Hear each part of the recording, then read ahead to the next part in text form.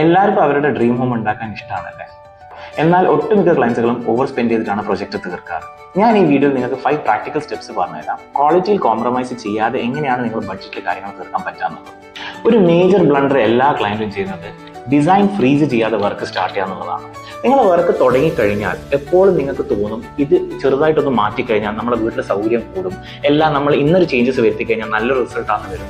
നിങ്ങൾ വിചാരിക്കുന്നത് സത്യമാണെങ്കിലും ആ റിസൾട്ട് അല്ലെങ്കിൽ ആ ചേഞ്ച് വരുത്തുന്നത് നിങ്ങൾക്ക് ഒരു 50,000 to 1.5 lakhs മിനിമം ചേഞ്ചസ് വരുന്നതാണ്.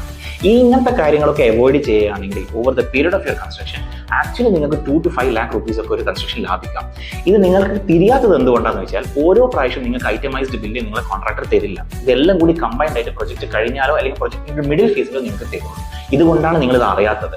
So please always freeze your design before starting of the project. ഇതിന്റെ ഫുൾ വീഡിയോ കാണണമെങ്കിൽ എന്റെ യൂട്യൂബ് ചാനലിലേക്ക് പോയിക്കോളൂ. അവിടെ 5 പോയിന്റ്സ് ഞാൻ ഫുള്ളി കവർ ചെയ്യുന്നുണ്ട്.